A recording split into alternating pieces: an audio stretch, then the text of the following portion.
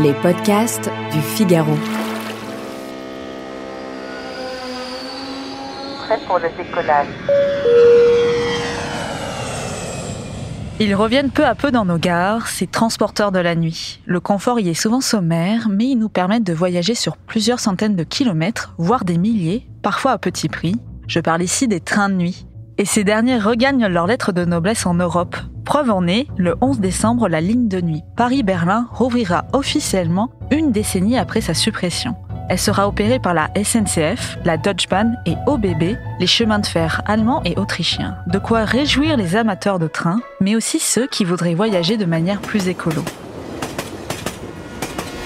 Car oui, le train de nuit présente de nombreux avantages et pourrait même devenir votre nouveau meilleur ami. C'est en tout cas ce que pense Chiara Pellas, cofondatrice de Molo, une plateforme communautaire qui promeut le voyage bas carbone, dont le train. D'un point de vue économique, il y a souvent des billets qui sont pas très cher, donc c'est pas forcément très cher pour une très grande distance en train, d'autant plus que j'économise une nuit d'hôtel. Donc d'un point de vue économique, c'est top. Et puis aussi, je pense que si on enlève l'aspect économique écologique, c'est une expérience à part entière qui est très sympa en termes de voyage. J'ai rencontré des gens, parce que je l'ai déjà fait, j'ai déjà rencontré des gens qui sont super. Le matin, on réveille avec son petit déjeuner. Donc c'est une super expérience, je pense, humaine aussi. Le train de nuit permet de réenvisager notre manière de voyager. Plus lente, mais aussi plus pratique. On économise la chambre d'hôtel, mais aussi on peut travailler sans avoir l'impression d'être écrasé par le passager devant nous. Côté écologie, voyager en train, c'est en moyenne 90% de CO2 en moins qu'un trajet en avion. On évite aussi les bouchons, le stress de l'aéroport et du passage de la sécurité. On envisage les longues distances autrement. Mais pour ça, il faut renoncer à une certaine idée du confort. Alors oui, les trains de nuit ont largement évolué. Mais selon le prix que vous allez débourser, vous ne passerez pas la même nuit. Si vous prenez un simple siège, ça fera certes du bien à votre portefeuille, moins à votre dos. Si vous optez pour une cabine plus confortable, vous allez en payer le prix, mais la nuit sera un peu plus douce. En France, les sièges sont quand même peu confortables dans les trains de nuit.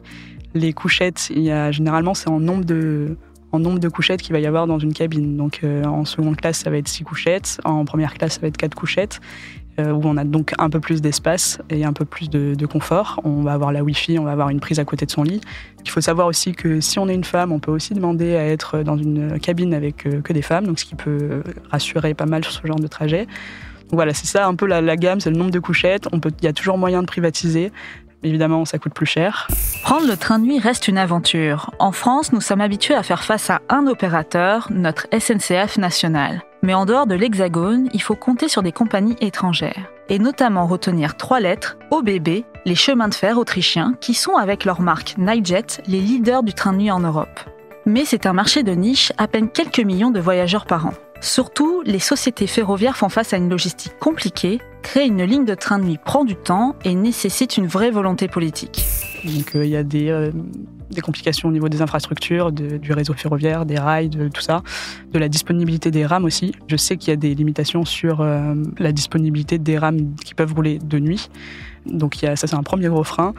Et puis après, il y a la demande. Ça, il faut que de plus en plus de gens soient aussi prêts à prendre ce mode de transport. Donc ça, c'est pareil, c'est globalement les mêmes freins que le train classique en Europe, que ce soit le train de jour, le train de nuit. Il faut qu'il y ait plus de demandes, il faut qu'il y ait aussi un réseau ferroviaire qui soit un peu plus interopérable entre les différents pays. Il faut qu'il y ait les rames qui vont circuler sur ce réseau-là qui soient disponibles. Et ça fait déjà trois gros freins. Bref, vous l'aurez compris, tout n'est pas encore merveilleux dans le monde du train de nuit. Mais de parole d'usager, il permet une vraie flexibilité et offre souvent des moments de convivialité. Et surtout, il donne une vraie alternative à ceux qui voudraient limiter leur impact environnemental et voyager autrement.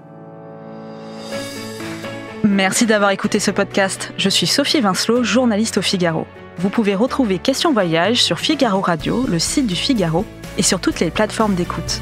À bientôt.